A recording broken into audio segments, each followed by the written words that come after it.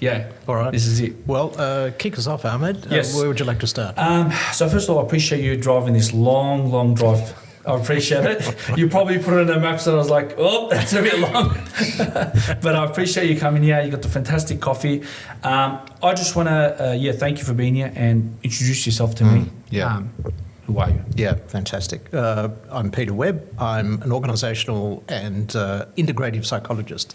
So I'm in practice working with people with psychological issues and psychological problems. And at the same time, I work with organisations to help those organisations to become psychologically healthy as well. Fascinating. So I've been doing this for a lot of years now, really helping people to discover themselves and to find out what really makes themselves tick and to structure their lives in a more wholesome manner. Very interesting. So what kind of organisations would you work? Just big companies or individuals or stuff like that? So over about 30 odd years, 30, 40 years That's actually. a long time. That's more than I've been alive.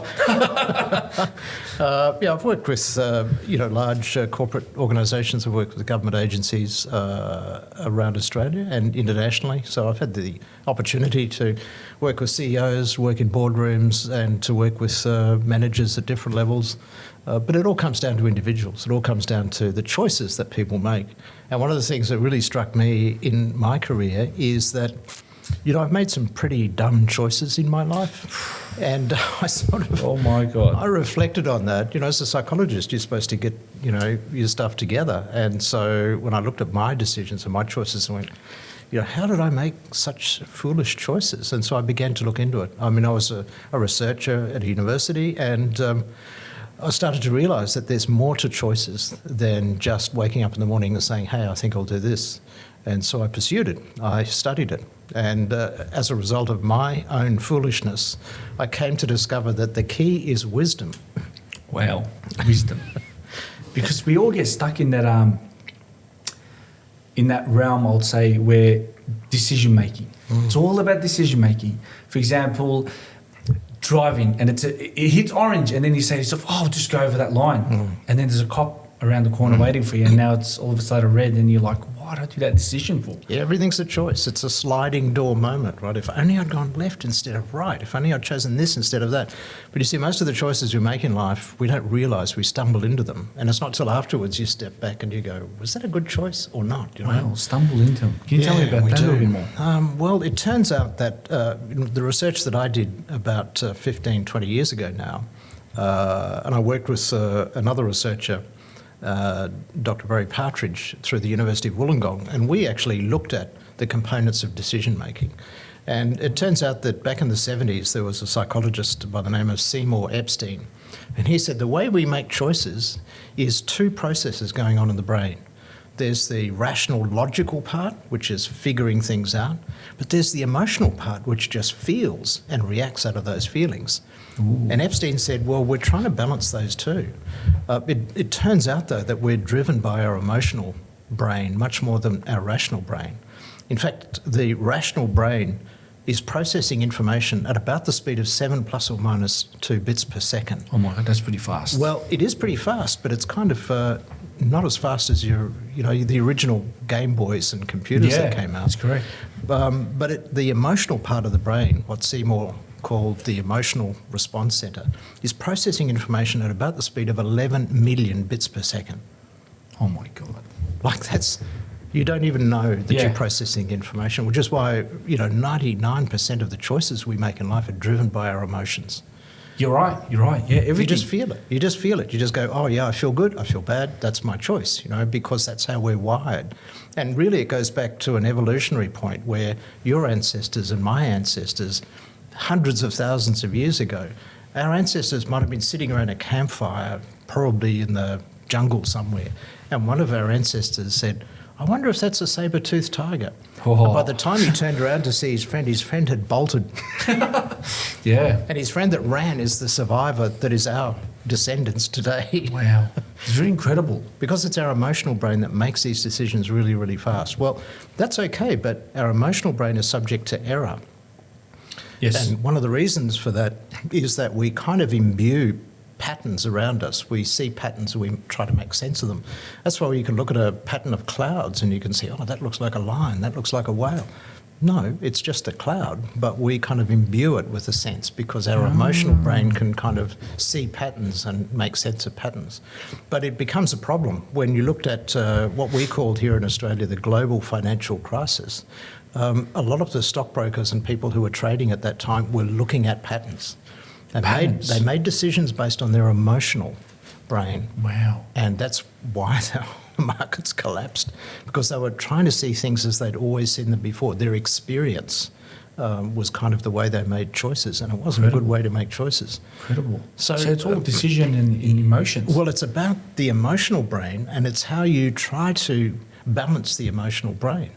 Well, then you've got the rational brain, and the rational brain needs time. It's got to work things out. You've got to sit down with a spreadsheet or maybe here's a good reason, here's a negative reason for why I should make this choice. You have to really slow things down. And as Epstein said back in the 70s, we are constantly moving between those two parts of the brain. Emotionally, I feel really excited, I feel really good. Wait a minute, is that really going to work? Let me think about it. The classic case is you're going to rent an apartment and, you join a bunch of people there and you walk into the apartment and you say, I love it. I absolutely love it. I want this apartment. You say to the agent, give me the apartment. Because you're just so excited. You feel it. Exactly. And then you walk out, you've signed, the dotted line and you go, wait a minute, how are we going to afford that? Yeah, because the excitement's just there. Exactly. And then you have to sit down with your rational mind and say, okay, well, let's do the sums. Let's kind of look at our bank balance. Let's go talk to the bank manager. So you're trying to sort of balance those two parts of the brain. It's incredible. So what happened after Epstein came out with this idea in the 70s is it was picked up a bit later on, and the idea was that there are two systems of thinking when you make a choice. So you're either thinking with your emotional brain, and that's referred to as system one. System one. It's quick, it's fast, it's a gut feeling, you kind of instinctively know. And then system two is the rational brain. You have to slow down, you've got to really do the calculation, you've got to look at the logic and the rationality. And so system one and system two was what the Nobel Prize winner Daniel Kahneman, he was actually a psychologist, but he won the Nobel Prize in economics back in the early 2000s because he said, well, we have to try to balance system one and system two when we look at economic decisions. Yeah. So he said the whole basis of economics, how governments make policy, how people in the street make decisions, it's all based on system one and system two thinking. And you've got to perfectly balance them. Exactly. His book was called Thinking Fast and Slow. Thinking fast. Because he said, yes, there's thinking fast, like you come to a conclusion really quickly, like, I like this person. You don't know why, you just like this person. Or I just feel good about this, or I feel bad about that. And then system two has to kick in to say, well, yes, but why do you feel like that? And you're trying to sort of rationalise it. So the research that I did with my colleague, Dr. Barry Partridge, back in 2010, 2012, we were working through the University of Wollongong. We were working off the back of a grant that we were given, a New South Wales government agency. And we discovered that there weren't just two systems of thinking to make decisions. There was actually a third system. And that was really surprising because he said, we can't go to Daniel Kahneman and tell him he got it wrong. I mean, he's a Nobel Prize winner, I get you. So we wanted to do a lot more research to validate that there were three systems. And so we did a lot of psychometric analysis based on data sets that we had. And it turns out there are three separate systems of thinking when you're making a choice. Yeah. So system one is about gut feeling. Gut feeling. System two is about rationality and logic. Wow. But system three is about how you balance those two. And it's a bit like if you imagine a kid's seesaw in a playground. You see kids trying to sort of balance and they're going up and down, up and down. But you notice there's a really big kid sitting on one end and there's a really light kid sitting on the other. The poor seesaw goes bang every time. Yep. So that's where you're preferencing one system over the other. So you might say, I just get a gut feeling about things and I go with my instincts. And you go, well, that's probably helpful, but it's not always going to be accurate. Or somebody might say, I never actually make a decision until I really think through it carefully. And sometimes they can suffer paralysis by analysis. And so you've got these two competing forces, system 1, system 2. So system 3 is like you going to that kid's playground, standing on top of the seesaw and moving your weight to balance Incredible. it. So that you compensate for the heavy kid sitting up one end, for the light kid sitting up the other. So you're compensating for whatever bias you might have around system 1 thinking or system 2 thinking, trying to get the balance. You kind of perfectly balance it. You try. And so we looked into system 3 thinking in a lot more detail. Like, how can you make not just a good choice or decision, but how can you make a wise one? Oh, now, that was tough. Wise one. That was tough because we associate wisdom with our religious traditions mostly. So we go back to whatever the original book is that we refer to, that our imams or our religious leaders talk about, and we say, oh, wisdom must be in there. Yeah. And we're almost frightened to test that or to ask, well, what is wisdom really? So my research came off the back of the psychology of wisdom. There's actually an area of the psychology of wisdom. This is what I want to know, yeah. Define wisdom from your Exactly. world. So wisdom actually is about getting the balance right with the right people in the right situation, in the right circumstances. And you might not know whether it's a wise choice that you've made until later. Because people, when you're making the choice, might say to you, that's a crazy decision. Why are you going to make that decision? That's so stupid. And then maybe a year or two down the track, they say, wow, that was a smart choice. Yeah. Or you might make a choice and everybody says, wow, that's really clever. That's a smart choice. And then in a year or two, it turns out to be the worst choice you could have made. So sometimes you need to let things kind of play out for a bit to see the time. Constantly. It's like making a decision when you're investing something or you're buying something. There's that gut feeling. But then later on, you look at yourself and say, that was a good decision. That was a wise decision. Very interesting the way you explained that. So it's always, it's finding the perfect balance in making a decision. And that's wisdom. That's wisdom. Ooh. So, and that really does align with that traditional sense of wisdom as well. It does. So the research and the researchers that I've been following in Europe and in North America have really been looking deeply into this and conducting experiments to try to figure out, can we actually test whether people can make wise choices or not? So one of the group of researchers in Berlin actually formulated the Berlin wisdom paradigm. They did research back in the 80s and 90s. And they figured out that, well, a wise choice, somebody making a wise choice, they must actually apply these 5 criteria. And they said, okay, let's see if people can use these criteria. We won't give them the criteria, but we'll observe them through like a one-way mirror. So they would sit down, like you and I are sitting down, and then the researcher would say, okay, so here's a dilemma. And they'd say, here's the dilemma, and can you tell me what your thinking is about this dilemma? So the person at the other end would say, gee, that's an interesting question. Yeah, well, I suppose I would approach it like this, or if I was in that person's shoes, or, well, I really don't have much context to go on, but I would be, in other words, they would talk about their thinking around making a choice. And so behind the one-way mirror, there were a group of researchers who are really well qualified to judge whether the person was actually attending to those criteria or not. And they would find that they could pretty much accurately say, well, actually, that person used those 5 criteria and actually could make a wise choice in relation to that dilemma. Or this person didn't use any of those criteria at all, just went completely off the rails. You know, we wouldn't say that's a wise choice. Incredible. So then they started experimenting with it. So they'd say to one group of subjects and say, look, before we talk about making a wise choice, just want you to sit back and relax and imagine that you're on a magic carpet and you're flying around the world and you're seeing different cities and different cultures and you're sort of looking down and seeing the earth and the planet. And so just have that imaginative experience. And then they'd bring them into the experimental situation, ask them to solve this dilemma. Turns out that the subjects who were actually invited to imagine had a better response. It was like an increase of at least 1 standard deviation over the other group. Incredible. In other words, it was priming them to think in a wise way. And that actually was one of the key research findings that led me into this path of wisdom, because I said, if you can prime people to think in a wise way, then what's going on there? It means that actually we've all got access to wisdom. we just haven't unlocked it. We just haven't unlocked it. And so it's not just people who we say, oh, that person's wise and that person's foolish. It's no, we've all got access to it. So my research and my work has been to help people get access to their own wisdom, to find out what the wisdom is that they have, they already know about, and how to prime that, how to trigger that. Incredible. It's like taming it. Yeah. Yeah, it's there. It's actually I wonder always if there. I have wisdom. David, do you have wisdom? I hope so. I hope I have Depends on wisdom. the moment, right? So every human being has wisdom. Yes. Just some people haven't unlocked it. Yes.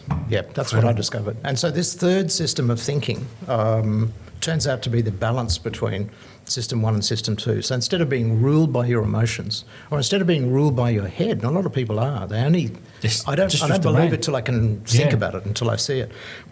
So then you say, well, okay, what about this third system? How does that help? And I was living in Southeast Asia for 3 years, working with a government agency there, and we were running programs for leaders all around Southeast Asia and in Africa and Europe, and so we're running all these programs. And the question for me was, how can we help leaders make wise choices? That's right. Because so many leaders today are making foolish choices. Very foolish. It's just ridiculous. So I sort of dedicated myself to figuring out, how can I use System 3 thinking? How can I train people in System 3 thinking to get them primed to use wisdom when they have to make a choice? Incredible. And so one of the programs that I ran before we returned from Southeast Asia was for a group of central bankers from central banks all around Southeast Asia, from Korea and from Malaysia and Singapore and Nepal and all of these places. And we actually ran a program in Seoul in South Korea. It was a week-long program, but that was a place where I really trained people in how to use System 3 thinking. And we were working with a virtual reality game, which was a decision-making game. And so we could tell whether particular groups were performing well or not according to those criteria. And it turned out that when we primed people with understanding the components of System 3 thinking, and they took that into their decision-making process, they performed better. Wow. These were central bankers from all around Southeast So Asia. they're really high-level people. Yeah, exactly. And I thought, wow, if we can do that for central bankers, we can do that for anyone. For anyone.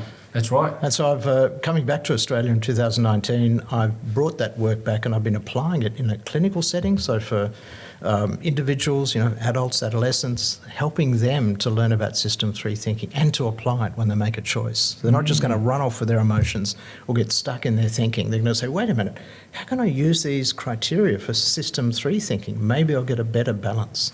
And, So you're the inventor of System 3 thinking. I am the inventor. And you've created a book. I have. Tell me about this book. So System 3 thinking, how to choose wisely when facing doubt, dilemma or disruption, is the book that I read in 2021. And it was during the height of the lockdown here in Melbourne.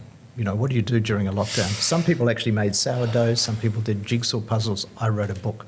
Wrote a book. Incredible. You used your time wisely, because that was for the listeners out there, that's the book. Is that it? No, just write book next to it. That's it. You've got my name next to it. Yep, that one That's there. the one. There you go. Excellent. Highly recommend. If you want to use the wisdom and stuff, get into it. But I'm gonna come back to that. But I was talking about COVID was a tough time. Yeah, it really, was. really rough time. I feel like it dragged a lot of people back. Yeah. A lot of back. But we'll come back to that COVID. So explain a little bit more about this book, this wise book. So it's not a book of wisdom, it's a book of how to think in a wise way. So it doesn't replace, traditional texts that we would rely on. It doesn't replace our belief structures. It's not meant to, overrule what people believe at all. It's actually a way of looking at the psychological process of thinking and how it can help you to think better when you're making a choice and faced with a choice. Within the book, there is actually a self-report survey. You can actually answer questions to see, are you using System 3 thinking well or not? If you get a high score, you can say, wow, how about that? I'm just naturally using System 3 thinking to make wise choices. But if you notice that one of these dimensions is a bit low, and you go, okay, that's maybe why I'm not making such a wise choice. And so the book goes into how you can improve that, how you can actually get better. It's like it's kind of a little guide. It is. In certain decision making in your life. Absolutely. It's very interesting, because I had a bit of read through it and I was like, well, this is interesting stuff. And then you wrote this during COVID. What was going on through your mind when you were writing this book during COVID? Because COVID was a crazy time. It was a crazy time. It was like a prison. Yep. For some, for others it wasn't. So how were you? What was going on for your mind writing this book? Well, those of us here in Melbourne, we went through the worst of it. So Yep. we can look each other in the eyes and we know where we suffered. People in other states say, oh yeah, we had a lockdown too. No, they didn't. They had no idea. So this was the basis of research that I'd been running for, 8, 9, 10 years actually. And in Southeast Asia, I had 3 years to kind of develop it and distill it. And this is the basis of the book were the programs that I was running for central bankers and for others in Southeast Asia. And I thought, well, how hard can it be? I'll just come back and just write the book based on the program. And so I just had such difficulty. There were times when I struggled myself to be able to find the pace of the book. My book mentor said, find a person you can write for who you really want to read this book. And I had in mind a CEO that I'd worked with in Sydney and said, he really needs this book, so I'm going to write it for him. But I kept losing him. I'd say to my book mentor, I've lost him. I'm not really seeing what I'm supposed to tell him. And it just wandered around for a bit. Sometimes I'd stop writing altogether and then I'd come back to it. And then I realised that, look, the only way to write this book is to write it for me. And so I formulated a whole bunch of stories that came from my own experience, and I wrote the book, for myself. And I said, this is really good. I want to blend these stories into the book and make it illustrate what System 3 thinking is.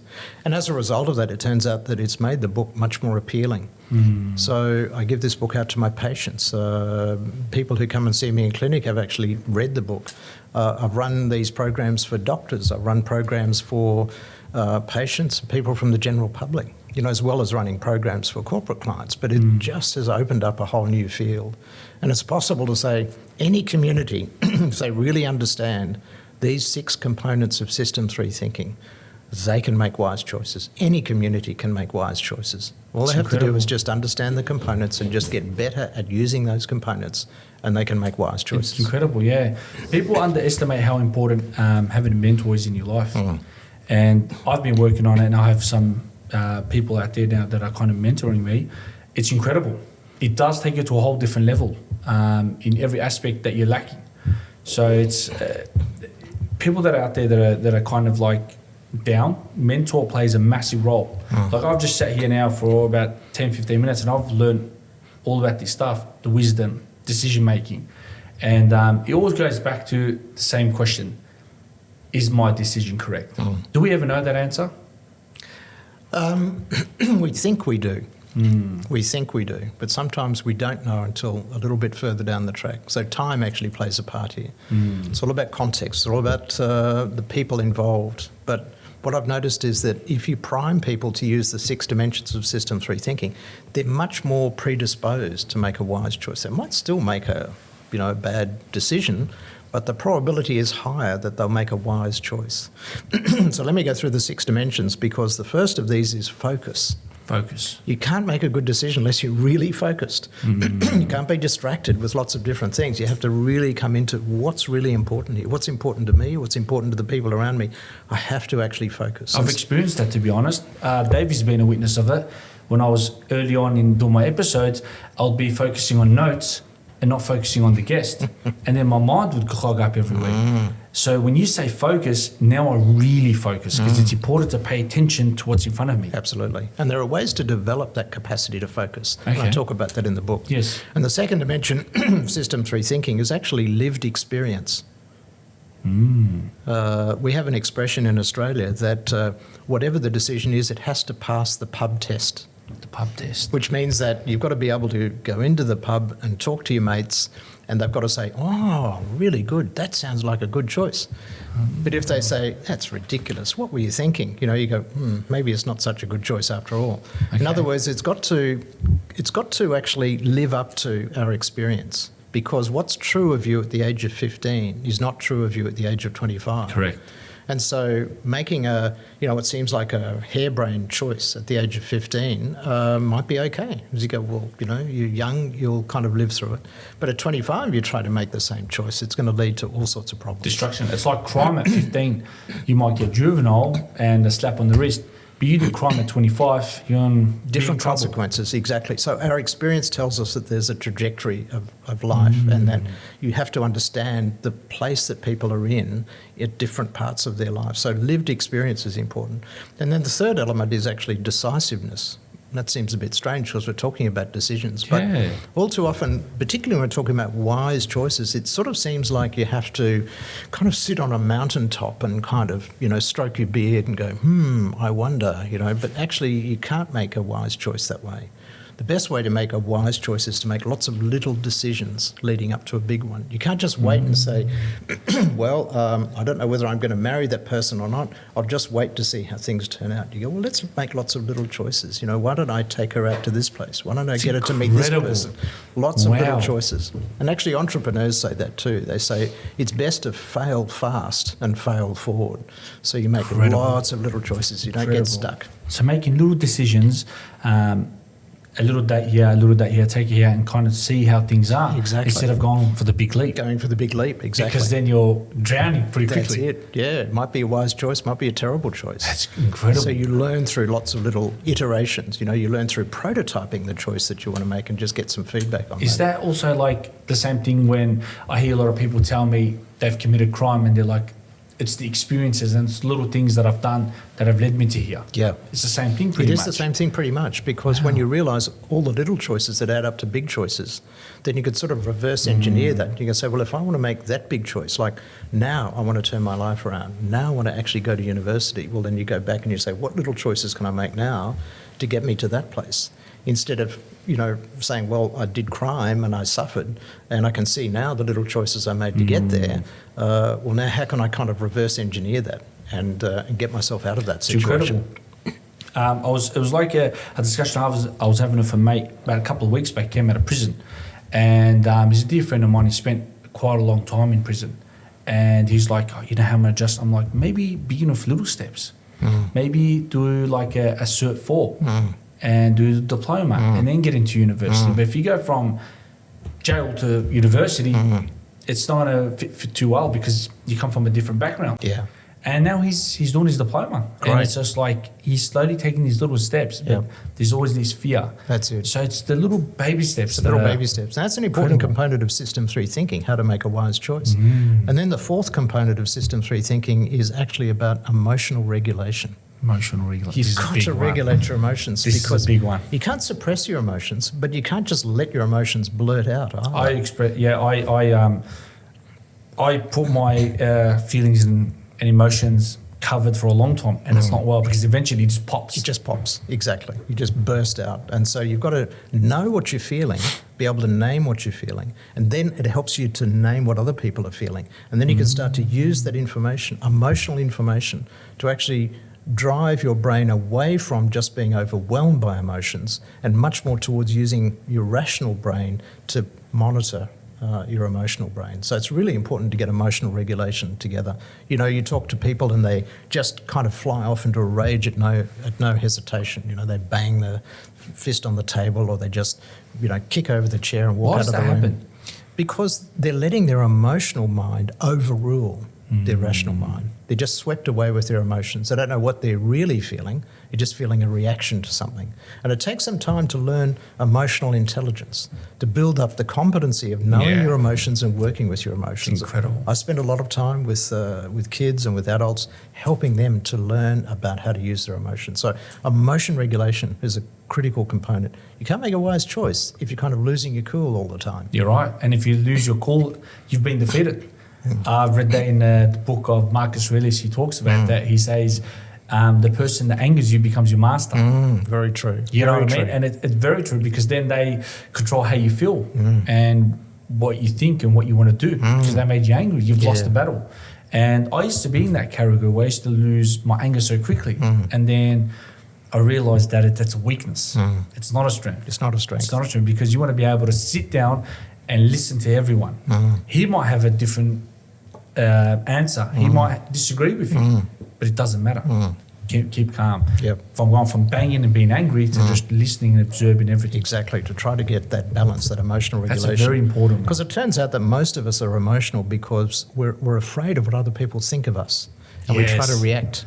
Yes. But there's a very famous quotation that says, what you think of me is none of my business. Yeah. It's your business, none of my business. Yeah, that's incredible. It is. So the next component of System 3 thinking is compassion. Compassion. And, you know, in decision making particularly, and for business decision makers, they don't use compassion.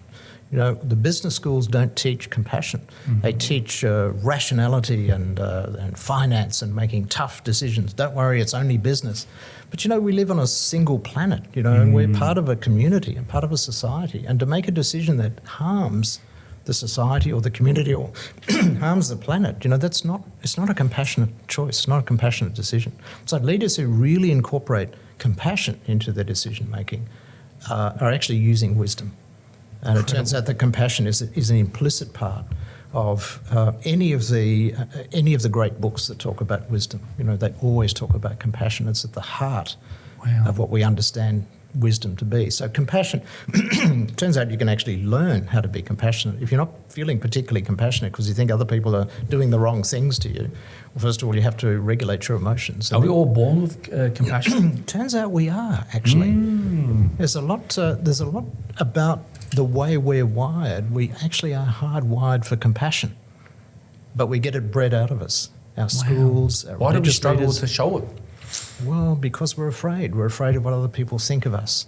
And we try to fit a narrow mould of what we think is the right way to go and what we think is going to make us It's incredible popular. how you've explained all these components, but they're all connected to one another. Exactly that. Wow. And then the final component of System 3 thinking, the sixth component, is tolerance for diversity. And what that means is tolerance for diversity of values. So when I was living in Malaysia for 3 years, which is essentially a Muslim country, I had to learn about the culture, had to learn about the how people actually met each other and greeted each other.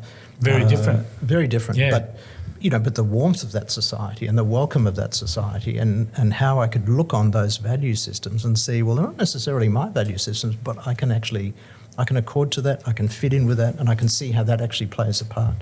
People who are sort of very rigid about their values and say, well, that's it can only be this way, it can't be that way, they're not able to make a wise choice. You have to actually incorporate the diversity of thinking and the diversity of other viewpoints, even if it means it's coming from a religion that's not the same as yours, or it's coming from a community that's not the same as yours. It's a case of saying, well, I don't have to buy into it, but I can sit back and I can look at that. And I can realise that from your point of view, I can see how that is a strength for you. And it's accommodating that. We now know that in business decision-making, diversity is critical, which is why there's been more acceptance of neurodiversity in work teams, because you realise that somebody's got a different way of thinking about something. Yeah, and that's right. It's really helpful to look at that and to think about that. So accept that diversity. So you've got these 6 components of System 3 thinking, which I validated through psychometric tests and data sets that we used, that you've got focus and you've got lived experience. You've got decisiveness, which is don't sit on the fence, make little decisions. You've got emotion regulation, make sure you really understand your emotions and regulate them. You've got compassion, which is at heart what we're all here to do, to be compassionate to one another, compassionate to ourselves, compassionate to the planet that we live on.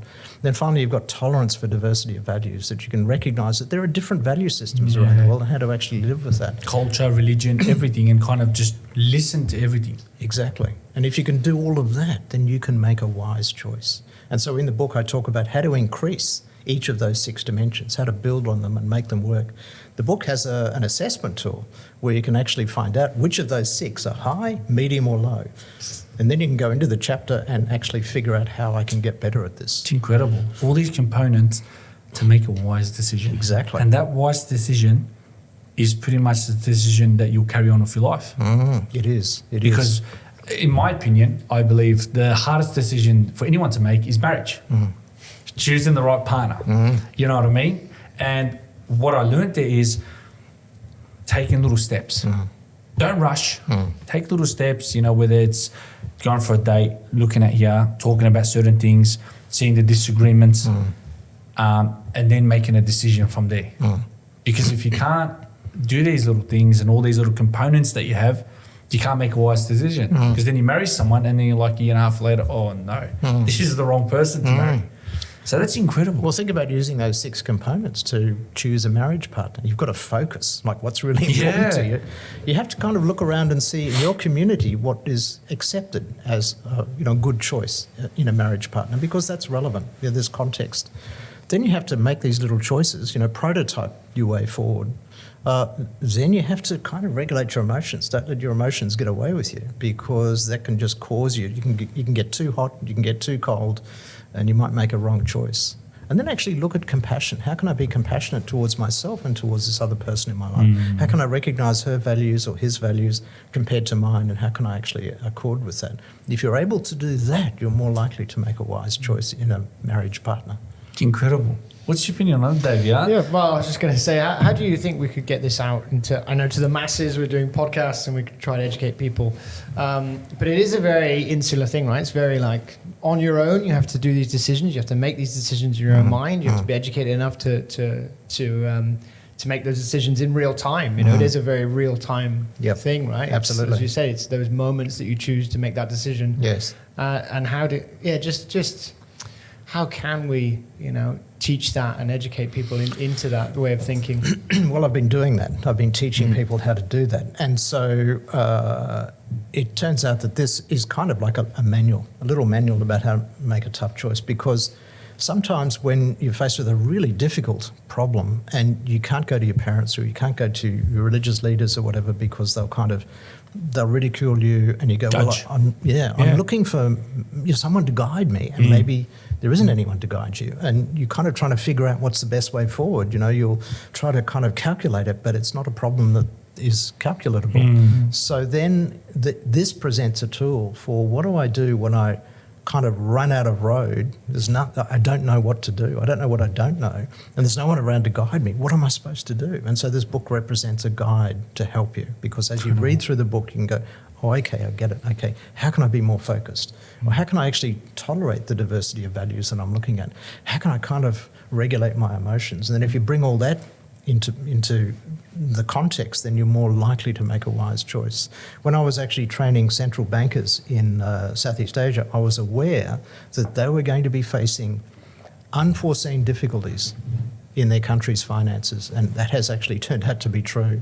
Wow. And so I was trying to impress upon them, there are things that are going to happen in your country for which you as a central banker will be responsible, and your choices will matter to millions of lives. So don't just make a decision based on your experience. Don't just make a decision based on what you've read or what somebody's taught you. Actually use System 3 thinking to get the best of both of those, and make a decision that is truly beneficial for your community. It's so important. Well, what I'm hearing is awareness, right? Which is what a lot of spiritual leaders, Ram Dass, and these New Age sort of Jodie Spencer type people as well in that spiritual place. They speak a lot about awareness. And I feel like that's kind of, in a sense, what you're saying as well. It includes a lot of awareness, right? Absolutely. It's like in the moment, being aware and making those decisions based off the wisdom, and based off what's in front of you. You can only make decisions based off your own knowledge, right, of like what you're living through, and maybe other people's lived experiences, right? But I feel like what you're saying is, or what I'm hearing is awareness is one of the key factors, right? I suppose this book, has come from my experience working with various teachers and gurus over the years and reading various books. So I'm very much aware of what people have been talking about over decades. And so I sort of see this book as part of that tradition.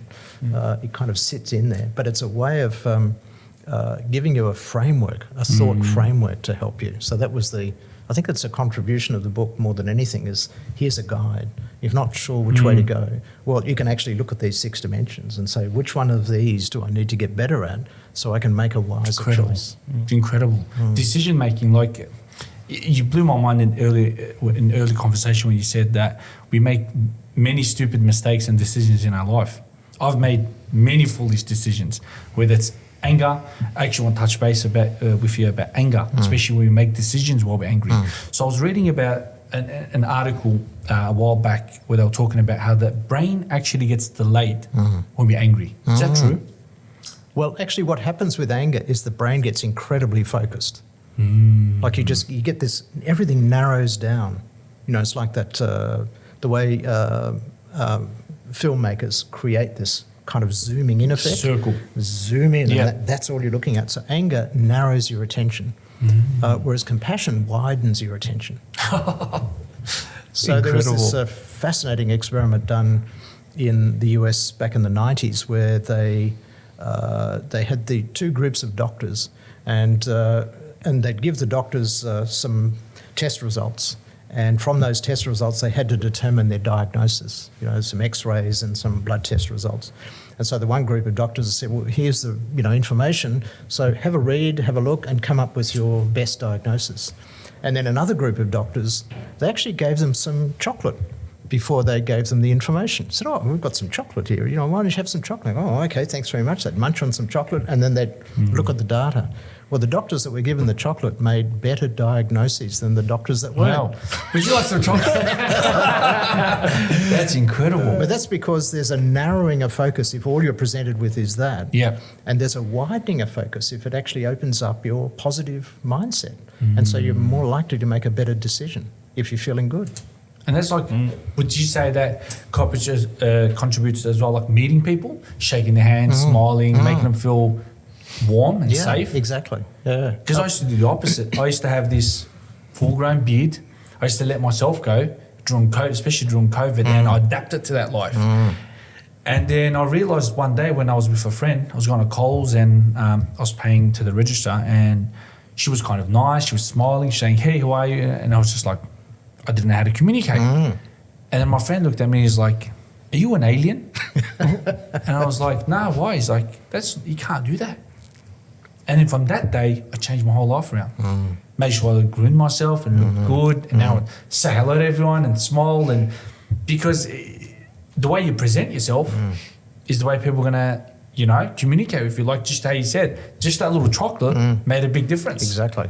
Wow, it's incredible. So, during COVID, we all did Zoom calls, and we're looking at people through little screens and trying to sort of figure out what's going on in these little screens. So it didn't matter what you looked like. I mean, you could be wearing your pajamas. You could have your cat walking around behind you. We all sort of accepted that. Yeah. But that's not how we relate to each other as human beings. As human beings, we are face to face. We need to see each other. We need to smell each other. We need to kind of touch each other. And so the problem with COVID is that we sort of got used to this lack of discipline. Yeah. We didn't have self-discipline. We kind of let everything go because it didn't really matter. And so the problem became when we got back into our offices or into our communities and actually went face to face. It was really difficult. We kind of felt a bit nervous and, how am I supposed to do this? Incredible. But it's important. Because we are social creatures. We are, absolutely. Yeah, and then when you take that social away from us, we become awkward. I know people till now that don't want to go back to the office. They're like, I'm home, I'm comfortable. And in my mind, I'm just saying, that's so dangerous. I know it is. You're right. There are all sorts of problems. So even, now as a psychologist, I'm still seeing people post-COVID, who are still suffering from what they went through, what they experienced. Actually, on my website, which is simply peterjwebb.com. Give me open up that, Davey. Ladies and gentlemen that are out there, this is the book, by the way. So get it, read it, learn. Is it .com.au? No, just .com. So peterjwebb.com, where you can actually order and buy the book if you want to, but you can order it through Amazon and you can order it through all the normal booksellers. But on my website, I've got a series of blog posts that I made, and some of them I made during COVID. And one of them I actually took the Victorian state government to task, and I said, they're not using the 6 dimensions of System 3 thinking. They actually were making it much harder for us because they weren't really focused on what was important, which is why the virus got away in old people's homes because it wasn't really being focused on. They weren't looking at that, but that was the population that was most at risk, but they weren't focused on it. And then when it talked about experience, the experience that we're all having, it turns out that we've got a 150-year experience in this country of quarantine stations. Oh, yeah. Like, talk about experience. We know how to do quarantine, but everybody forgot about that. And then when it comes to emotion regulation, you had all this emotional ranting and raving on the television about, you've got to do this, you've stopped doing that, and, we're fining people for this and you can't go and have a party, Crazy and times. we're sort of making people feel bad for wanting to get together and just all this nonsense about emotions. I want to add to that. You're right, because now people don't do gathers. They don't get together because we're so stuck from the past. Yep. If you had to, do a party or a gathering together, you would get fined. Yeah, exactly. And now it's lack. Like, you would I would call someone up and say, hey, I want to just come and visit you. Yeah. You get it all awkward. He'll say, oh, come this week. And it's like, I just want to come and visit you. They're so stuck in their comfort zone. No one wants to see you, Ahmad. No one wants to see you. It might be a you problem. But it's incredible. But the government actually didn't make incremental decisions. They jumped from one decision to the next to the next. They'd say, right, okay, that's it, it's a lockdown. Yeah. As we got into 2021, if you remember, there were snap lockdowns. Oh, God. So they weren't making decisions based on modelling, what was actually happening and how to make a small decision. No wise decisions. It wasn't working. And so in the end, they had no tools. They couldn't really make any decision. They had to let the virus go and just herd immunity take over. And then when you think about emotion, not just emotion regulation, think about compassion. Where was the compassion that prevented children from seeing their aged parents dying in a hospital? Yeah. Where was that compassion? Where was the compassion blocking people from crossing state borders because they were receiving cancer treatment and they had to go back to their oncologist to get the treatment, but they were blocked at the border. You can't come through. There were untold deaths that we'll never know about that happened because of that. There was such a lack of compassion. There was a rigidity about, you have to obey the rules. And what about the difference in value systems? That wasn't looked at either. It was just, it's the government's value, it's the medical officer, and that's it. But there was no recognition of the way in which different communities adapted and the way in which different communities could actually use their background and their inherent wisdom to actually balance this. So the blog post that I wrote kind of slammed the government decision-making and said this wasn't a good thing, and we're still suffering now because of that. Oh, yeah. I like to touch base always on this COVID because I believe it changed the whole direction of the whole world, especially Australia. I like to touch base on it as well with schools. It affected students. I talk to my sister a lot. She says, Ahmad, you have no idea how much that affected us, being behind the screen at home. The teachers would come in barely, they're still waking up, and it's just like, so her school, everyone failed, but they just gave a pass to everyone. Wow. How insane is that? So you got all these people going to university, but don't deserve to be in university, but it's not their fault. It's because the government locked us in. What do you think is one of the biggest dangers that will effect that would carry on with us forever from COVID? Well, it turns out that these effects aren't forever because we've had viruses and pandemics in the past. Okay. And yes, there's been a carryover. You think of the Spanish flu epidemic in 1918, I think, at the end of the First World War. That killed millions. That killed more than the First World War. Yeah. And we had that situation in Australia where the returned servicemen were kind of put in tents on the other side of the river and they couldn't cross the river to visit their families. So we had all that stuff going on. Well, yeah, there was a whole kind of flow-on effect that affected families and affected their children and sort of took a while to recover. I think we'll come out of this COVID era, this COVID generation, and we will have suffered because of that. But we'll recover. We'll recover because of the strength of our communities, because of the strength of our relationships. We'll actually recover until the next pandemic. Wow. There's a pretty fair, reasonable assumption that there will be other pandemics. This isn't the last of them. So how prepared will we be for the next one in maybe 5, 6, 7 years' time? And just how well will we deal with it, Are we going to go completely opposite way, not listen and just revolt? Because it was getting pretty close to that, near the end of COVID, people just, you look at the division politically, I feel like also is the politics involved in all these decisions. Exactly. Look at the way the UK dealt with it. Boris Johnson, coming in very late with a decision because the doctor said, one of the scientists said to him, look, millions are going to die if we don't shut down right now.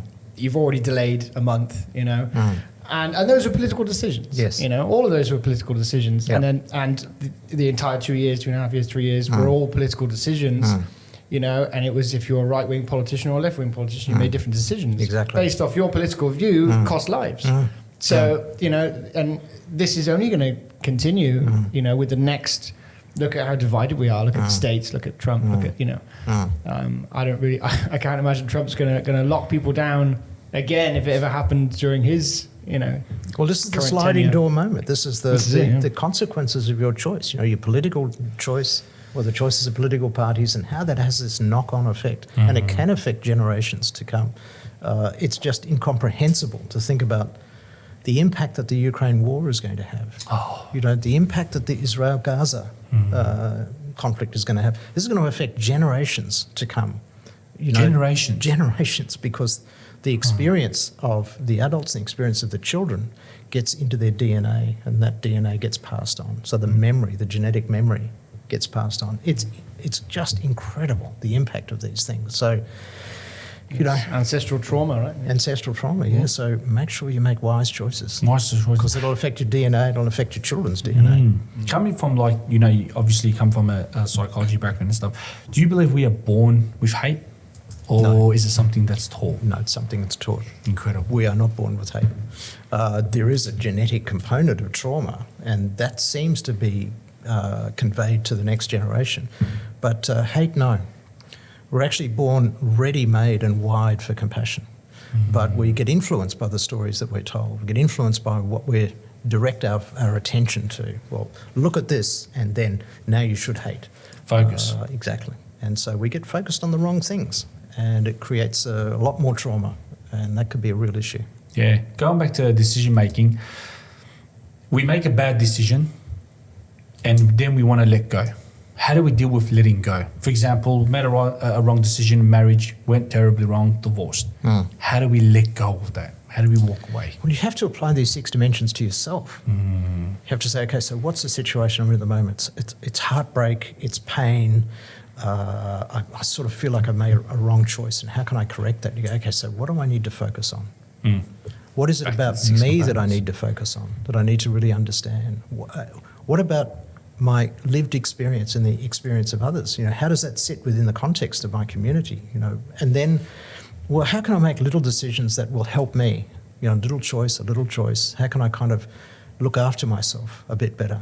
How can I understand my emotions, the emotions that come up for me, that sweep me away? How can I see those emotions in context? And most importantly, how can I be compassionate towards myself? Wow. I'm trying to be compassionate towards other people because I feel like I've let people down. But you know what? I've got to be compassionate to myself as Incredible well. you say that. Incredible you say that, because that touches my heart, because my whole life I spent for others. And then I kind of forgot myself. And now you're telling me that I need to be compassionate about myself. Yes. In order to give to others. Absolutely. Wow. Absolutely. You've got to realise the different values in play. And so, well, maybe my value system has actually been a bit kind of, it's in the wrong direction. Maybe I need to sharpen up my own values a bit and live according to my values, the values that are important to me, not the values that I've been taught and the values that other people have said, you have to do this, you have to do that. And go, maybe I need to grow up. Maybe I need to develop some wisdom. Incredible. I remember my second guest when I had, his name is Ray, he's a barrister and a lawyer, incredible man. He's been a mentor in my life, and he kind of opened my eyes, because when I approached him first, he was the first person that I approached, and he's like, who are you? What are you doing? What's going on? What's this podcast about? And I was like, and then he kind of taught me about education being freedom and how important it is to have education. And he kind of mapped out everything for me, telling me that in order to grow, you need to learn from everyone. Everyone has something to teach. That's right. And exactly what you're saying, by having that mindset, it's not all about the way you think or how you've been brought up or how you've been taught with religion or culture. Sit down and observe and learn from everyone, because you might learn some different ideas. So say I come to you, ex-alcoholic and come from a crime world, and I say, I want to be a better man and I want to do better decisions in my life. Right. What's a brief step or like steps you would give to me for the audience that are out there listen, Right. in order to make that wise decision? Just briefly, dot points. Well, the first thing you have to do is change your thinking, because it's your thinking that creates your world. Okay. And if your world is crime and it's, you've caused hurt and harm to others, if that's your world, that's coming from your thinking. So we say a circle of environment, friends? People around you can reinforce that system of thinking, but your thinking creates your world. So if you want to change that, change your thinking. Change your thinking. So how do you do that? Well, the field of positive psychology has got lots of insights into how you can change your thinking. And one of the most powerful, surprisingly, is one of the most simple, is the practice of gratitude. It seems a bit warm and fuzzy, but actually the practice of gratitude, it's actually hard to do. It's paying attention, awareness, but it's actually being grateful for the things you see around you, grateful for the people, my God. grateful for yourself, grateful for what you actually offer and develop for others. So when you start to pay attention to things you can be grateful for, it just opens you up. It opens you up to shift your thinking. Yeah. So it would be like grateful to have Dave here. There you go. Grateful to have you here. Yeah, it's incredible. I actually do it every night. Like before I go to bed, I always think about what I was grateful for for the day. Incredible. And I feel like it does. It's changed my life. Like doing that every day in the evening. Thinking about what I did during the day, who helped me during the day, who was there with me, the phone calls, I don't know. Wow. I work in video production, right? The edits, the editor, the photography, the videos, whatever it is. I do. Try to be grateful for those things, at the end of every day, because I feel like that can open you up. And it's a deceptively powerful tool. It changes your thinking, and once you change your thinking, you can't change it back. So, first one is the environment, circle, the way you think, changing the way you think. Second is being grateful. Gratitude is one of the tools that you can use. There are lots of other tools in the field of positive psychology, and I actually use a lot of those with corporate clients, and I use it with clients as well. How to actually change your thinking using these different tools and structures. One of the other really powerful tools is to what's called journal, which is write about your thoughts and feelings. And you might think, oh, what's that, like a diary? Like a dear diary, today I did this, I did that. No. It's writing down, expressing yourself about what you're feeling.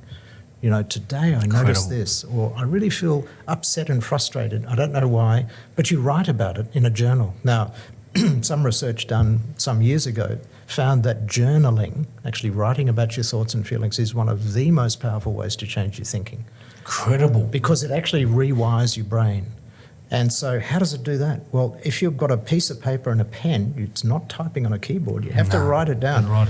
Then you think about what you're feeling. So you're connecting with your feelings right away. God. So then you've got that loop going on. Then you pick up a pen and you've got the mechanical action of writing on a piece of paper, and you write down what you're feeling. Then you read that back to yourself, which reinforces the loop, which allows you to shift your thinking quite dramatically. There are about 5 different feedback loops that are effectively rewiring your brain while you're writing. Wow.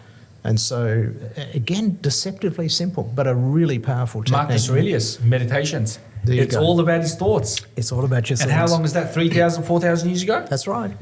People are still reading, and it was just his thoughts. Things that were just crossed his mind, and he just wrote it down. Exactly. Incredible. Yeah. My wife's been doing that, I think, all her life, writing. Yes. I'll never read it. It's not for me to read, It's our own thoughts. Well, you're not writing for somebody else to read. You're reading somebody to yourself, mark your composition or something, give you a mark out of 10. No. It's for yourself. That's it's your own personal experience. It's a self-compassionate act to do that, but it's also a way of exploring, who you are, because there's no greater mystery in this universe than who are we and what drives us. And the more you actually reflect deeply, the more you begin to see yourself in context, the better you become.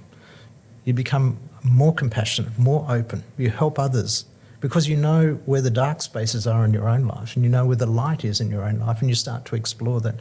So gratitude, number 1, and number 2, journaling, writing down what you're thinking and feeling. Just for you, it's personal for you, but it's part of your self-exploration to become a better human being. What are your thoughts on affirmations? Sort of like personal affirmations in your own head, or saying it out loud and things like that? Exactly. Well, there's certainly evidence to suggest that if you can find a positive statement, it can reinforce. So that's really helpful too. One of the problems with affirmations, though, is it can be a bit of an empty practice. Like you just keep repeating the same thing over and over. I am a worthy person, I'm a worthy person, I'm a worthy person, but you don't actually believe it. So it just becomes like praying. You just repeat the prayer over and over again, but you don't connect to it. So an affirmation is only relevant if you really deeply connect to that. Like it's something that's personally important to you, and you say, I'm actually going to establish myself as a compassionate person, and I'm going to really see my self-compassion and my compassion towards others. And I'm going to focus on that every day. So again, we come back to focus. And I'm going to see that. And as I see that and I kind of reinforce that, then that's a kind of an affirmation. That's powerful. How powerful is it to help others or see others succeed? Compassion. Compassion as well. Yeah, it's one of the 6 factors of System 3 thinking. How to express compassion, how to be truly compassionate. Because I've done many good things in my life, but I believe nothing compares to helping others. It's an invisible feeling or an emotion you get into your body, but it's like a satisfaction. But it's good. Yes. It's like you give someone money, a poor person money, and you just get this emotion. Your body is like, but you can't see it, but you can feel it. Exactly. Well, that's you're actually tapping into the wiring of the human brain. We are wired to be compassionate with each other. That's how we survived, as we evolved on the plains of Africa, by banding together and looking after each other. And that's the way in which we've established communities and established civilizations, is through compassion. So the idea that what we should do is actually shut the gates, build walls, just actually collect together in sort of small herds of 1 million or more, and forget about the rest of the world. We should just look after number one. No, that's a recipe for disaster. The only thing that works on this planet is compassion towards each other. Compassion. That's incredible. It's powerful because, like I said, it's a feeling you can't describe it, but you just see someone happy, and then it's like, sometimes, for example, when I'm really angry or like really, really angry and I'm depressed or have these emotions. He gets angry a lot. Yeah. I've been better these days. The last year and a half, actually, an incident happened where I ended up being in a hospital. So for quite a long time, my old man passed away when I was a bit young, and I dedicated my life to my family. And just as I needed him at the age of 17, he had been robbed away from me. So I had this problem with death. I was constantly chasing death because I wanted to wrestle with him. Like, why did you take away my favorite person, my father? You took him away from me. So I spent my whole life angry. And then I realized anger was it was taking bits away from me. It was just taking little pieces of me, and it was making me more unhappy. I couldn't talk to people. I was just extreme. And then I realized when this incident happened and we ended up in hospital and I was looking after someone and I seen the sick around me, it changed my mindset because I spent quite a month and a half there, and I was reading. And then I would see these people that are on cancer treatments, but they're dying. And they're telling me, I was grateful for life. And I'm like, whoa. These guys really appreciate life. They're dying, but they appreciate life. And at that moment, my anger just went down. I could never be angry again. Amazing. So it's an incredible journey of how we learn. Yeah, exactly. Experience. Yeah. So you discovered the compassion that actually you always had. Yeah. But we go through stages of development. There are stages of adult development too. And one of the most common phrases in the English language is, why me? Why me? Yeah. Why did you single me out, God? Like, how am I meant to suffer? How am I meant to bear this? Because it wasn't meant to be like this. And we can feel angry, we can feel hurt, we can feel fearful, because why me? And you go, well, yes, but why not you? Yeah. Why not you? And how can you learn from that? How can you grow from that experience? How powerful is suffering? It is. I think it's a beautiful thing to go through. I think we need suffering. Suffering to appreciate love, appreciate help. Suffering is misunderstood, I believe. How important is suffering for us? Yeah, I think you're right. Absolutely right. Because it reveals us as who we really are in that moment of suffering, in that dark place. We feel and express our humanness, our human vulnerability, our human fragility, and it allows us to be much more compassionate to others out of that space. So I think you're right. I think suffering is an important part of the human condition. So we shouldn't rail at the world and say, why me? Everybody else is getting away with it, why me? No, well, how do you change your thinking to accept that suffering is part of life? Interesting. I want to also touch base a little bit about this whole gangster life that you and I both know there is no good ending in it. It ends in destruction, in heartbreak, in chaos and sadness. Why do some men choose that lifestyle? Why do we envy? Why do we have that feeling where we want to be, I want to walk into a restaurant and know that I'm fed? Why do we feel like this? Well, it turns out psychologically that it's all to do with our stages of adult development. So if you had somebody who's a gangster at the age of 17 or 18, okay, so you try doing the same thing at the age of 45. Like, how's that going to look? You know, I mean, all the heavy jewellery and all the rest of it's just going to look ridiculous. Yeah. People are going to say, man, what are you doing? Like, you know, that just looks so stupid, looks so crazy. So the stage of adult development where young men go into that gangster sort of image, it's called the imperial state of mind. Imperial. It's an adolescent phase. Imperial means I win, you lose. Imperial means I'm tough, I'm powerful. But it's one of 5 stages of adult development. In fact, it's kind of stage 1 or 2 of adult development, depending on how you look at it. So there's lots of other stages of adult development to go through. Some people can get stuck in a stage of adult development. But it turns out that there's actually quite a low percentage of people who are stuck in the imperial mindset, who insist that it has to be my way or the highway. The next stage of adult development is called the socialised self. That's when we kind of wake up to ourselves and realise that we're part of a community. You know, we want to get married, we want to have children, want to kind of be part of the community and do the right thing. So there's the socialised mindset, which is part of adult development. And then later on, if we have the opportunity, we can develop a self-authoring mind. We write our own story, and we actually can start to see the world from a different place, start to develop ourselves and start to help others. So there are these 5 stages of adult development, and the imperial mind, if you like, is one of the very early, very primitive stages of adult development. And it's not a good place to be. You need to work through that. You need to develop it. It's like child development. So what happens with child development? You know, they stop crawling and they get up and they start walking, and they fall over and they start walking, and then they start talking. Okay, so if you said to a child, okay, so I want you to stop walking now. I want you to go back and just keep crawling. You know, the child can't do it. The child has to develop to the next stage. And actually that's true of adult development too. We can't actually be stuck in the one stage. There's a momentum that carries us forward into other stages. And if we resist that momentum, then we might as well keep crawling. Yeah, it's a disaster. And it makes me sad when I see a lot of these youngsters, these machete wars, and I'm just like, I wish I could just reach out. But then we're easier to judge because we don't really see where the environment where they're coming from. You know what I mean? Whether it's broken homes or childhood trauma, or the dad was an alcoholic, and there's so many factors to it. So it goes back to the mind, the decision making. But I feel like it's just, for some people, it's too hard. It's too late. Like if you have someone growing up from the age of 10 to 18 and all he's seen in that last 10 or 20, 10 to 12 years is his dad bashing him every single day in violence, how do you snap out of that? That's all he's been taught. Well, we all have, good things and bad things in our background. It is possible to change. It is. But you have to work at it. It takes a lot of work. And you have to reach a stage of adult development where you want to actually look into yourself and make those changes. So some people can actually be stuck in the imperial state of mind, and they find it very difficult to break out of. But it is possible. I see lots of patients who have gone through very difficult childhoods, and we can talk about that. We can give them insight. They can learn how to be self-compassionate, and they can learn how to grow as human beings. I also want to talk about you worked in the natural medicine. So tell me about that a little bit. I find that very interesting.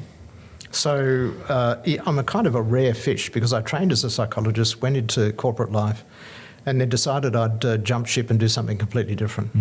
I actually got into naturopathic medicine by becoming a full-time professional actor.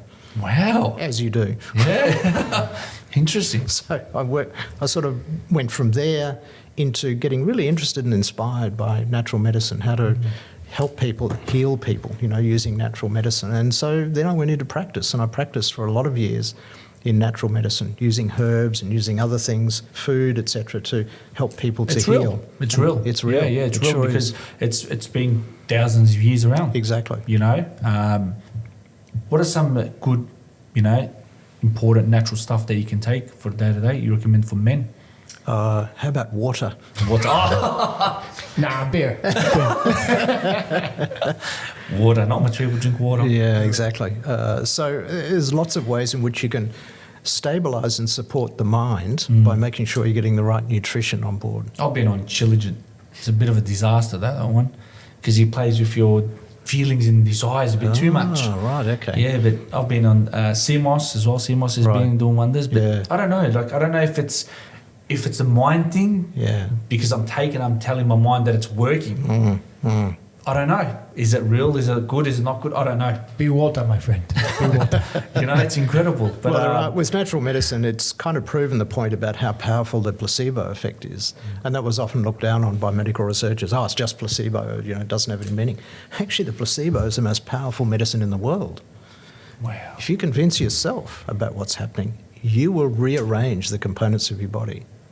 So your belief system will change the way your body functions. It's not magical, but there's clear evidence through a field called psychoneuroimmunology that you change your immune system by the way you think. Whoa. Jodie Spencer, right? One of the leaders in that, I believe. Yeah. Can you talk to me about a little bit that? That blew my mind away. For a time, I actually used psychoneuroimmunology in my practice. Like I was a psychologist, and I trained to become a naturopath. And I would use both of those. So I would say to a patient, for example, here's this homeopathic medicine, but I only want you to take the ones with the little dots on them, and by next Thursday, your headache will have gone. And people would go, oh, wow, that's pretty powerful. So they look for the ones with the dots on them, they take them. And then the patient would come back a week later and say, oh, you were wrong. So what do you mean I was wrong? Headache didn't go until 4 o'clock in the afternoon. Wow. So I got used to kind of understanding that the mind and the body are one and the same, and you can actually work with people through either or both. That's insane. That's crazy. Because I was reading in one of your videos, you said you were talking about the mind and the body being one, because the brain is in the body. So I found that very fascinating as well. It's incredible. Well, we've had this, medical history is about trying to understand the different components of the body. So we get specialists who understand this bit and other specialists who understand that bit. And your doctor says, oh, there's a problem. You've got to see that person because he understands more about that bit, and you get kind of seen to. But actually your mind is looking at all of this. Your mind is trying to sort of figure it out too. Your mind is making its own decision about what's working and what isn't. And so there's no treatment on the planet that doesn't involve the mind. How powerful is the mind? Incredibly powerful. Wow. Not magical, but it's powerful. So we can trick it. How much do you reckon we use of our brain day to day? We use our emotional mind a lot. Wow. Like we just have a feeling about something and we'll just go with it, but we don't think about what we're feeling. Do you reckon we use about 10% of our brain? That's a funny statistic, and I know I've looked at neuroscientists and others who talked about that. Oh, we use 5% of our brain. Yeah, that's what I've seen a lot. There's 95% of our brain that we're not using. What would happen if we used 100% of our brain? Who would know? Start flying around. Yeah, exactly. Like that movie Lucy, you become all powerful. Yeah. No, it's not like that. No.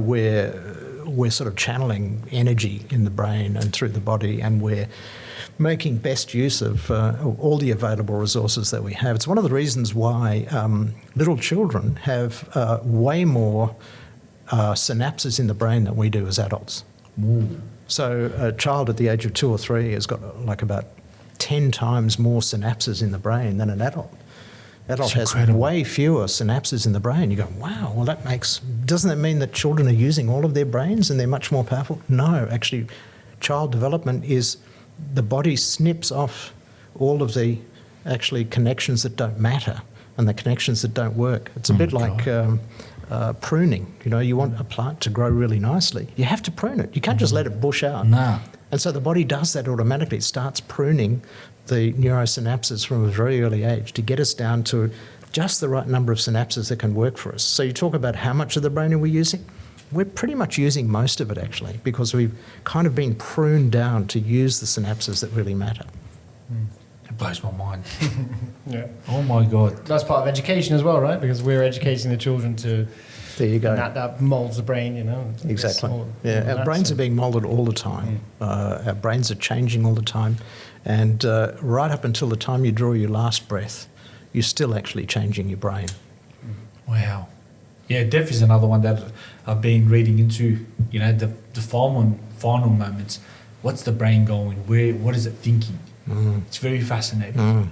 You know what I mean? I haven't really read much about it, but some say that you see your whole life in a blink of an eye. I don't know. I haven't seen death yet, so...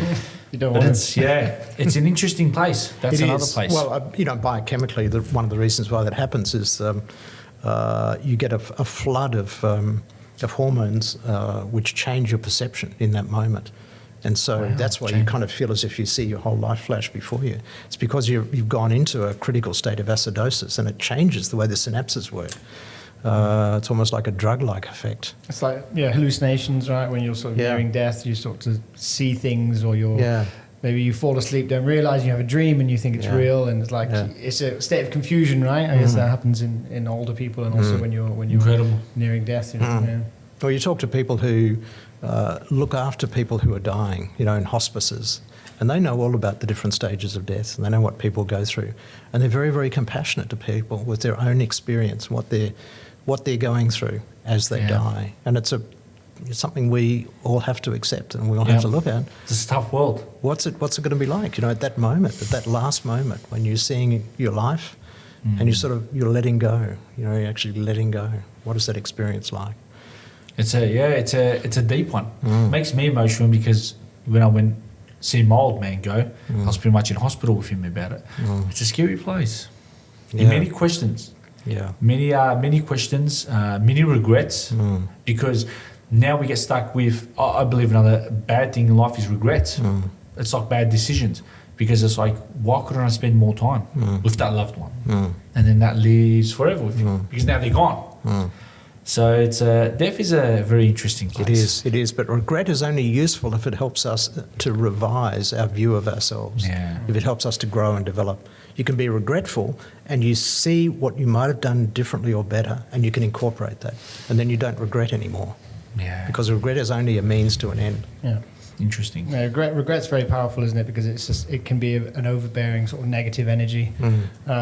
I taught English for many years. I was an English teacher around, I was in Spain and around the world really teaching, and I actually moved slowly away from the third conditional. I should have done this. If I hadn't done this, this wouldn't have happened. Like I found myself not enjoying teaching that because I didn't think it was a positive way of actually expressing yourself. Like, if I hadn't done this. If I had done this, this would have happened. If I hadn't done this, this wouldn't have happened. And it's actually it gets you in this loop of regret, which then brings out more negativity and more negative feelings in you. So even on like a linguistic level, like you can use phrases a lot that can turn you more negative, or maintain that negativity. Exactly, because every time you do that, you're actually training your brain to actually wire in a particular direction. So really, the brain and the mind are two different entities. So the brain is just a servant of the mind. And if you keep having these thoughts about regret, the neurons that fire together wire together. So the thought always produces more neuronal connections. The brain is a servant of the mind. Yeah. Wow. Holy. Yeah, man. This is cool. I love this stuff. Yeah, this is incredible. This is incredible. If you were to give one advice to the world, the listeners, what would it be? Seek wisdom. Seek wisdom. Beautiful. Seek wisdom for yourself and for others. Just follow the 6 rulings. Find the 6 dimensions of System 3 Buy thinking. the book and read it. I've blown my mind. I can't think anymore. It's just incredible what the mind can do. Yeah, exactly. Thank you so much, Peter, for joining us today. My pleasure. It was an absolute honour to have you on. Thank you, Peter. Just learned so much. It's incredible. Yeah. I really hope people, go on your website, check some of your stuff, and read your book. And it's I'm just blown mind. I really, really appreciate you being here. I feel grateful. Thank you so much for that. Yeah, appreciate you. Me too. Thank you so much. Yeah. That was crazy. That was incredible. That was definitely the mind blowing. Holy crap! I need to go home and revise about my life.